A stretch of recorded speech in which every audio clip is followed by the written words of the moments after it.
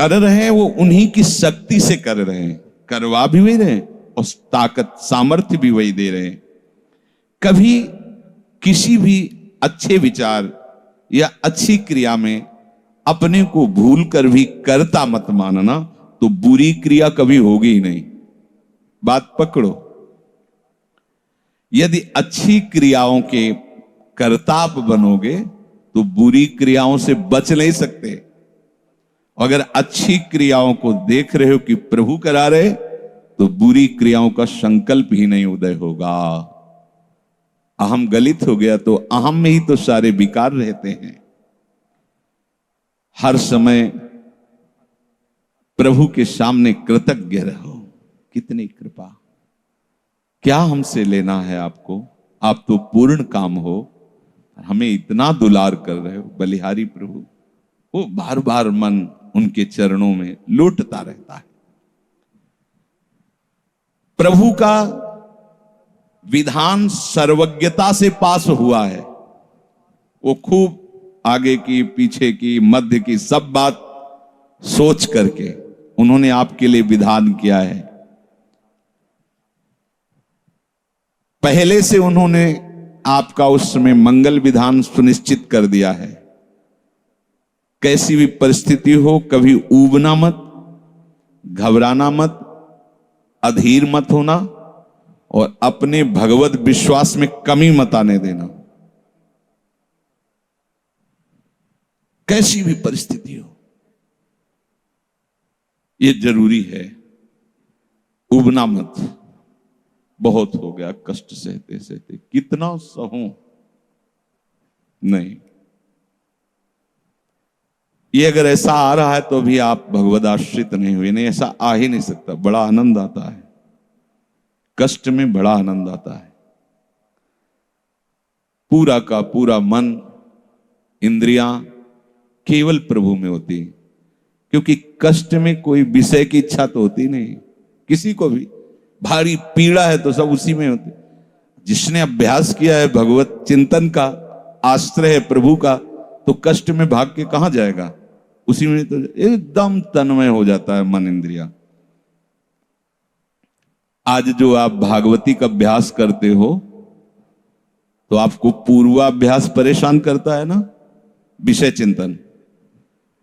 और जिसने पूर्व में खूब भजन किया है तो आज विषयों के बीच में भी हो तो उसका भजन कैसे रुक जाएगा।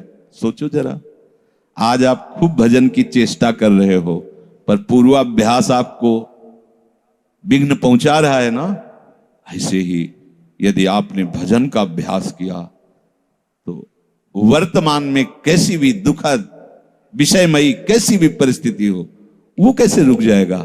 जब असद अभ्यास सत अभ्यास के बीच में प्रकट हो रहा है तो सत अभ्यास असत की सत्ता कैसे रहने देगा।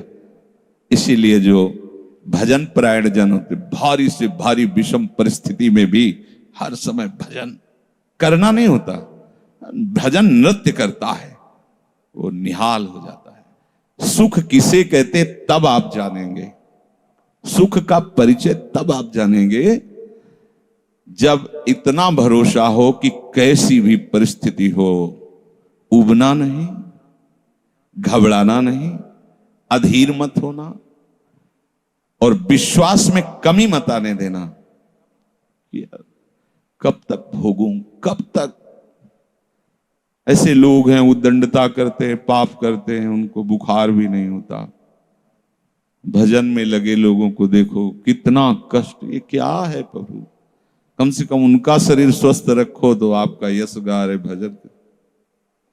उनका विधान सर्वज्ञता से भरा हुआ है। तुम अल्पज्ञ हो, तुम वर्तमान की बात सोच रहे हो। वो तीनों कालों को देखकर निर्णय करके परिस्थिति दिया, इसलिए मस्त रहो उनके भरोसे पर। कई बार चर्चा की है प्रताप राय जी की, बचपन से भजन परायण थे, ईश्वर संपन्न घर था, भाई बहन सब खूब। कुछ दिनों बाद माता पिता पधार गए, पूरा अधिकार। ऐसे भजन में डूबे रहते कि उनका व्यापार था कि जैसे कोई धन लेने के लिए आया तो उसके लिए कुछ गिरवी रखना होता था, आभूषण आदि, और जितनी आवश्यकता है आप धन ले जाइए, और जब धन मिल जाए तो ब्याज सहित उसमें रख जाना और अपना सामान ले जाना। एक बक्सा रखा रहता था और वो आप माला लिए हर समय भजन करते रहे। बड़े वास्तविक आंतरिक वृत्ति से प्रभु में लगे थे। पर उनकी कुल परंपरा का यह व्यापार था। जैसे सदन जी की कुल परंपरा, तो कुछ गृहस्थ ऐसे महापुरुष जो अपने, भगवान भी कहते पर धर्मो भयावहा सुधर्मो निधनो श्रेया, पर धर्म, वो जो वहां का काजी था उसने देखा कि बिना किसी प्रयत्न के बड़ा आनंद इनके चल रहा है, तो जलन होती, जो भगवत विरोधी जन, विमुख जन होते हैं तो जलन होती है। इसको दूसरे रूप में हम कह सकते हैं कि प्रभु अब उनके भजन का फल देना चाहते थे। दोनों बातें, परिणाम जान गए हैं इसलिए हम कह रहे हैं प्रभु उनके भजन का फल देना चाहते थे, और वो वर्तमान से देखो तो वो द्रोही थे, भगवत द्रोही जन। 3 लोगों ने काजी से मिलकर कहा बड़ा सुख लूट रहा है, हम जाके देखा है, बढ़िया काम बन जाए। वो देखता भी नहीं कि बक्से में क्या रखा गया। ठीक, तो कुछ कंकड़ ऐसे झोली में, पहले थैली टाइप की झोली होती, गए, प्रणाम किया और कहा हमें 10,000 रुपए की आवश्यकता है, यहां लिखो दस्तखत, तारीख, दिन, और चेक भी नहीं कर। वो इतने विश्वास परायण भक्त थे, अभी तक ऐसा कुछ हुआ भी नहीं था। 10,000 रुपए दे। थोड़ी देर में दूसरा आ गया, थोड़ी देर में तीसरा आ गया, उनको धन था, दे दिया।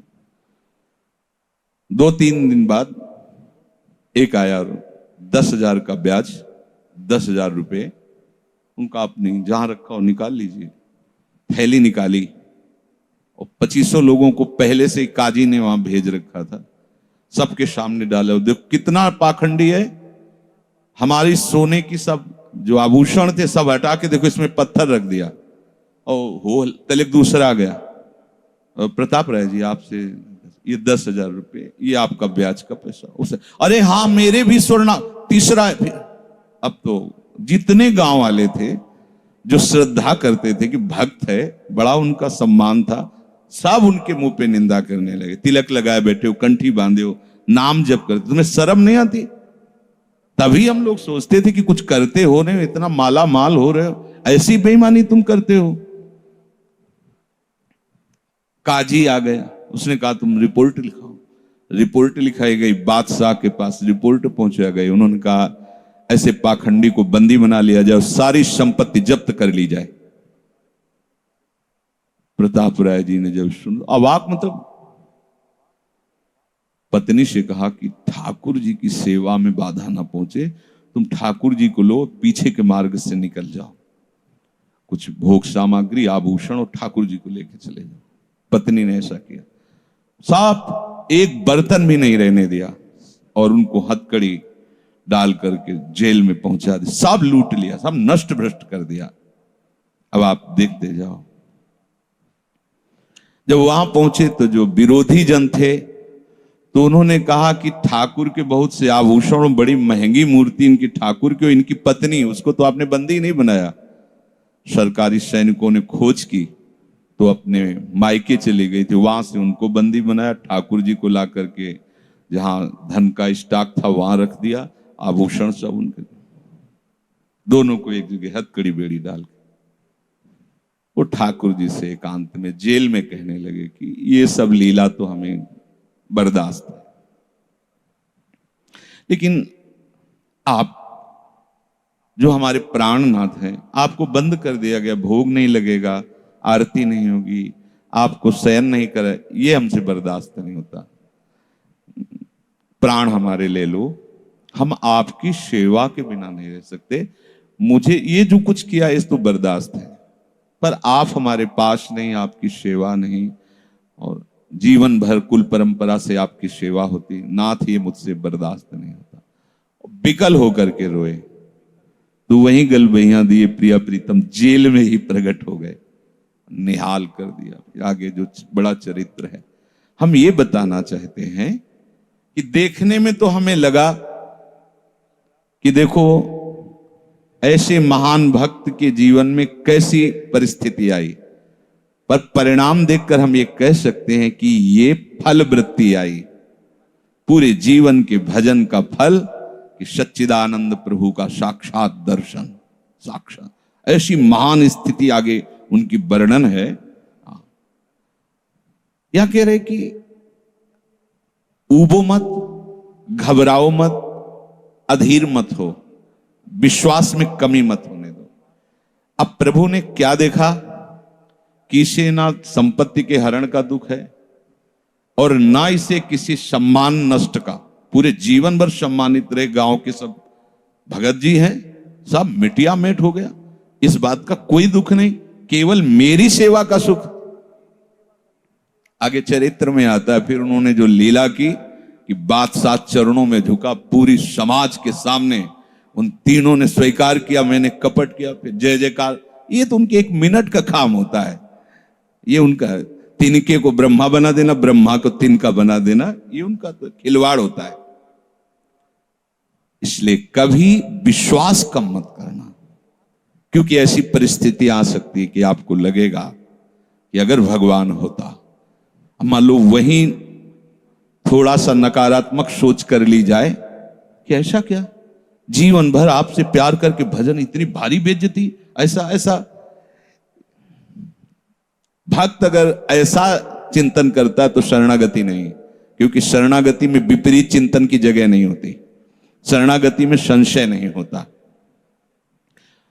उसकी कृपा के असंख्य रूप हैं, वो आवश्यकता अनुसार जब जहां जैसे चाहेगी वैसा रूप रख लेगी। और आप शरणागत हैं तो आपके लिए अब कृपा के सिवा कोई दूसरा होगा नहीं। बैठा लिए हृदय में, आप प्रभु के शरणागत हैं, अब आप पर कृपा ही कृपा होगी। पर लिखा हुआ कि कृपा असंख्य रूप धारण कर सकती है, कोई भी रूप उसका हो सकता है। अब आदर करना, अब आपके जीवन में केवल कृपा होगी, शरणागत है पर उसका आदर करना। प्रभु के कृपा में, विधान में जो संदेह कर बैठता है, विरुद्ध चिंतन कर लेता है, तो उसको कृपा छोड़ती नहीं है, उसके लिए कृपा भयानक रूप धारण करती है और घेर करके उसको कृपा सिंधु से मिला देती है। और जो हृदय की निर्मलता से, विश्वास से, प्रेम पूर्वक सराहता रहता है, वाह प्रभु अपना मानकर दंड दिया, बहुत अच्छा किया, आपने जो जो किया ना बहुत अच्छा किया प्रभु, अब लगता है कि आपने मुझे स्वीकार कर लिया, क्योंकि आप कुछ भी करने में अब हिचकते नहीं है, हमसे पूछने की जरूरत नहीं है, आप जो जो कर रहे बहुत। उसके लिए कृपा बहुत मृदु और शांत होकर प्रकाश रूप से उदित होती है और प्रभु के पास पहुंचा देती है। कृपा बख्शेगी नहीं। आप शरणागत हो, अगर ज्यादा चतुराई करोगे तो भयानक रूप धारण कर लेगी। अब तुम्हें जाना ही है प्रभु के पास, अगर सुलझोगे तो शांत सौम्य होते हुए आपको पहुंचा देगी। तुम विश्वास करो, इसी विश्वास से तुम्हें भगवत दृष्टि प्राप्त होने वाली है। कल हम कुछ उपासकों से बात कर रहे थे कि भैया ऐसा मत समझो कि अमुक समय तक साधना करने पर सिद्धार्थ अवस्था आती है, नहीं, अभी समझ ठीक कर लो, अभी सिद्ध हो जाओगे। अभी ये साधना से नहीं होता, ये समझ से होता है।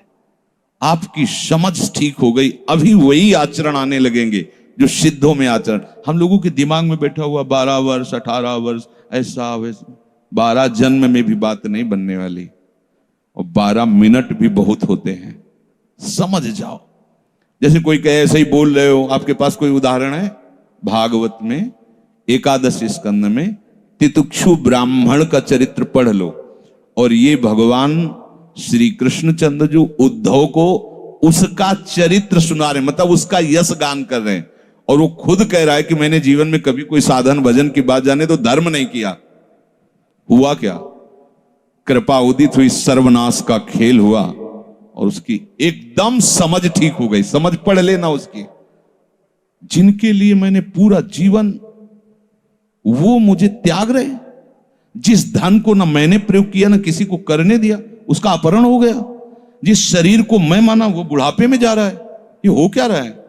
समझ ठीक हुई, उसी समय वो ऐसी स्थिति का महापुरुष हो गया कि भगवान उसका यशगार। बोलो क्या साधना? समझ। रत्नावती जी ने क्या साधना की? दासी ने जब बताया तो हिमालय में जाके उन्होंने पद्मासन लगा के कोई साधना की क्या? दासी ने बताया कि सबका प्रीतम परम सुंदर करुणामय बिहारी जो है, बस समझ पकड़ लिया बिहारी। और महान सिद्ध। अपने लोग ऐसी धारणा बनाए हुए कि धीरे धीरे विषय छूटेगा, कामनाएं छूटेंगी, इतने वर्ष कम से कम, ऐसा वैसा। कुछ नहीं, अभी एकदम स्वीकार करो, आनंद पूर्वक चल दो। स्वीकृति का सारा चमत्कार है, अंदर से स्वीकार कर लो। अब तुम्हें ध्यान दीजिए, वही पदार्थ, वही परिस्थिति, वही कार्य प्राप्त होगा जिससे तुम्हारा मंगल होगा। काहे को खोपड़ी लड़ाते हो? कितना आनंद है। वही पदार्थ, जय राधा वल्लभ। जो गीता जी में वर्णन कर रहे थे कि यदि विषय का राग पूर्वक चिंतन किया जाए तो चिंतन मात्र से सर्वनाश हो जाता है। उसी के आगे श्लोक का वर्णन किया कि यदि राग द्वेष रहित होकर विषय का सेवन किया जाए तो हृदय की स्वच्छता, हृदय का प्रसाद, और प्रसादे सर्व दुखा नाम हानिरस्य उपजाति। बात पकड़ो। अब तुम्हें वही पदार्थ, वही क्रिया, वही सानिध्य मिलेगा जिससे तुम्हें मंगल में भगवान के दर्शन की योग्यता प्राप्त होगी। अच्छा बताओ, छोटा सा बच्चा जिसके पंख नहीं निकले वो क्या करेगा? शुद्ध शरणागति का स्वरूप अजात पक्षा यु मातरम खगा। तो आप शुद्ध शरणागति तो बनना चाहते हैं ना? उस बच्चे की योग्यता कितनी है? चे चे करके केवल मां की तरफ देखना, तो राधा राधा बोल के केवल लाडली जी की तरफ देखना। हमारी उस बच्चे पर यदि कोई प्रहार करने के लिए जीव आ रहा है तो माता पिता का कर्तव्य है, उससे तो पंख ही नहीं निकले तो अपना बचाव क्या करेगा? तो काम क्रोध लोभ आदि यदि आप पर आक्रमण कर रहे हैं तो आप बचाव कहां करने लायक हैं? तो आप इधर चे चे करके देखिए, राधा राधा राधा राधा राधा। और सही पूछो, जब ऐसी शरणागति आएगी तो आएंगे ही नहीं। वो भी भगवत प्रेरित आते हैं, भगवत प्रेरित। नहीं, देवर्षि नारद जी के हृदय में कहां काम था? पूरी लीला करके काम हार गया, और जब अहंकार आ गया तो छूट दे दी, तो देख लो क्या हो गया। समझना बस, सारी ये जो परमार्थ का खेल है ये सब समझ का है। आश्रय से जो भगवान कहते हैं कि बुद्धि योगम ददामिते, बस ये बुद्धि योग हो गया कि मस्त हो जाओगे। तेषाम सतति युक्तानाम भजताम प्रीति पूर्वकम ददामि बुद्धि योगम तम। अब जो भी पदार्थ, जो भी क्रिया, जो भी सानिध्य, वो कृपा के द्वारा होगा। अब हमें उसमें न राग करना न द्वेष करना है। और इसका परिणाम क्या बताया? हृदय की स्वच्छता, परम प्रसाद और बुद्धि का भगवान में स्थित हो जाना। अब वो प्रतिकूल हुआ या अनुकूल हुआ? अगर प्रतिकूल हुआ तो आपने सोचा गलत सिद्धांत। अगर ये बात हम ना माने होते तो इससे सावधान रहते तो हमारा वो होना था। प्रभु का विधान था, उसमें कुछ है, बाद में देख लेना। उसका वो परिणाम होगा जो तुम नहीं निकाल सकते थे। उस प्रतिकूल पदार्थ, वस्तु, व्यक्ति के सानिध्य से वो ठीक हुआ है जो ठीक होना था, प्रभु ने भेजा है। अब तो तुम निश्चिंत हो जाओ, अब भय ना करो। समझला? प्रभु सर्वज्ञ हैं, तुम उनके भरोसे हो गए हो, आप कोई तुम्हारा मंगल कर ही नहीं सकता। बोले काम आता है, क्रोध आता है, गंदी बातें मन में रहती हैं। कहा जाता है जब ये तक हृदय में रहेंगे तब तक तुम्हें भगवत प्राप्ति नहीं होगी। शास्त्रों में खूब खुला वर्णन है, चाहे जहां देख लो। त्रिविधम नरकस्येदम द्वारम नाशन मात्मनः कामः क्रोधा तथा लोभा तस्मादे त्रयम त्यजेत। काम क्रोध मद लोभ सब नाथ नरक के पंथ। पर इसके बीच की हम एक रहस्यमयी बात आपको बताते हैं। यदि आपने भरोसा लाडली जी का कर लिया है और ये हैं, तो इनकी सत्ता नहीं, ये आने जाने वाले हैं और इनसे कुछ भी आपका नहीं बिगड़ने वाला। भरोसा इनका, ये तर्क वितर्क की बातें नहीं, ये श्रद्धा विश्वास की बातें हैं। और धीरे धीरे एक दिन आप महात्मा बन जाओगे। देख लेना, विश्वास करना। कुछ बातें ऐसी होती जो यहां की होती हैं, क्योंकि पूरा जीवन जिए हैं तो उसको देखा है। पढ़ी लिखी बातों को जब तक अनुभव में नहीं किया जाता तो ठीक से समझ में नहीं आती। अब जैसे ये बात केवल समझ में आ जाए कि निर्विकार हृदय ही भगवत प्राप्ति की योग्यता, बढ़िया बढ़िया शब्द है, लेकिन जीवन में देखा है कि इसमें विकार है। जीवन में देखा है इसमें बहुत सी घृणित बातें रही और कसर रखा नहीं साधन में, भजन में, साधन में, उपासना में। गुरु कृपा से छूट नहीं दी। जीवन हो गया 5 मिनट भी इसको छूट नहीं दी। हर समय जैसे दुश्मन पर सवार रहे। देखो बीमार हैं, बुखार, ये दुनिया का सब नाटक, छूट नहीं। अगर थोड़ी भी सांस है, चलने की हिम्मत है तो चलेंगे। ऐसा नहीं कि बीमार हूं पड़ा, नहीं, हिम्मत है तो बैठेंगे, चिंतन सब। पर विकार देखा है, काम भी देखा है, क्रोध भी देखा है, 20 वर्ष बाद भी ममता को भी देखा है। अब हम क्या करें? निराश होकर बैठ जाएं क्या? नहीं। तो भगवत प्राप्ति तो होगी नहीं। 20 वर्ष से चलते रहे, ममता भी देखा पीछे, काम भी देखा, क्रोध। अब क्या करें? बिल्कुल निराश मत होना।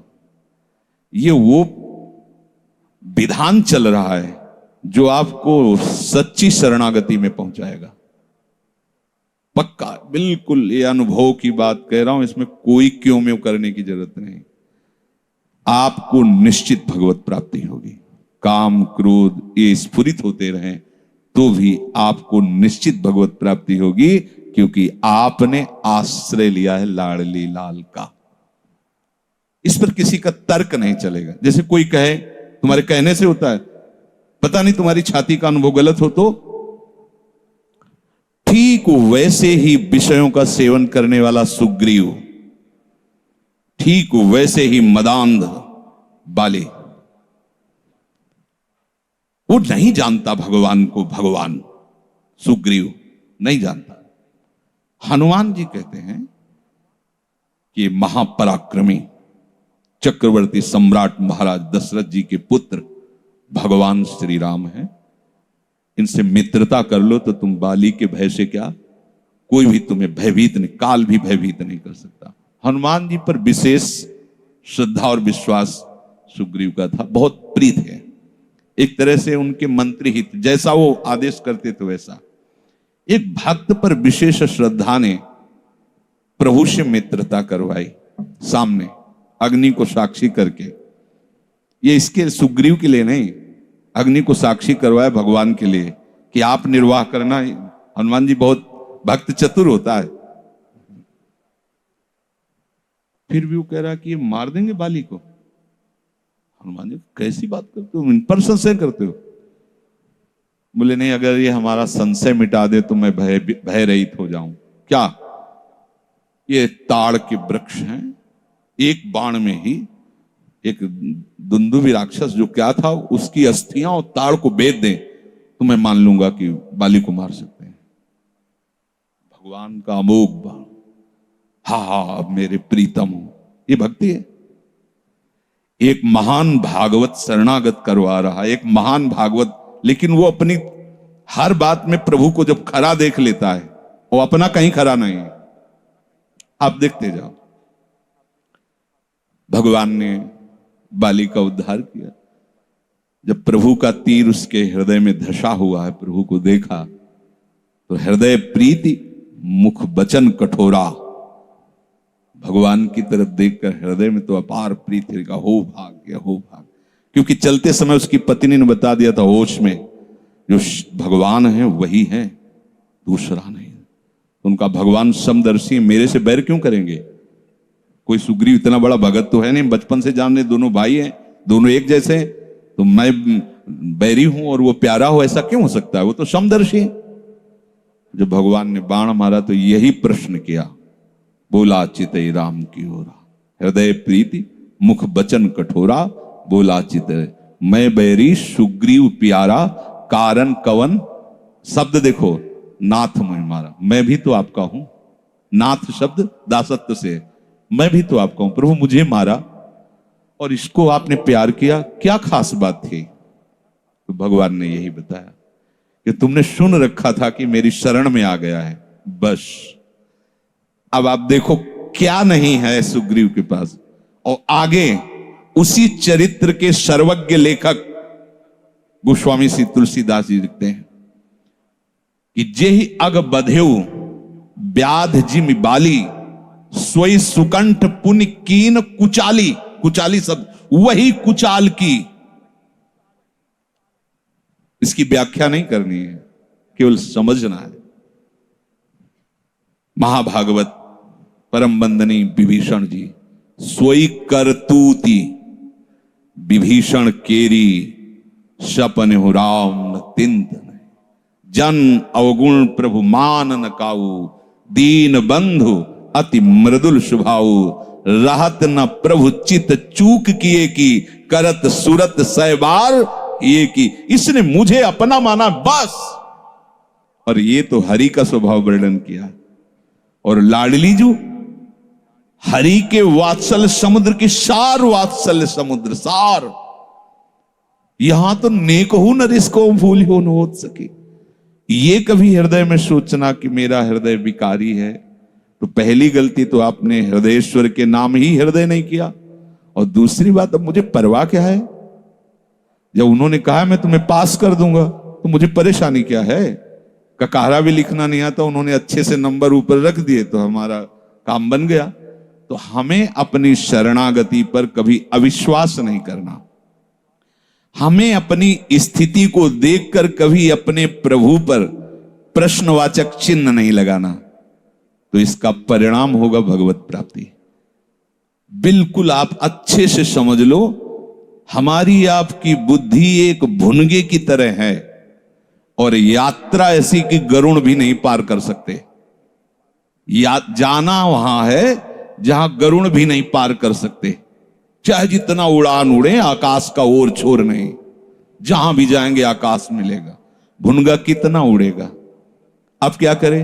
वो वहीं से पुकारे, वो उनको आने में देर नहीं है, उनको आने में बस।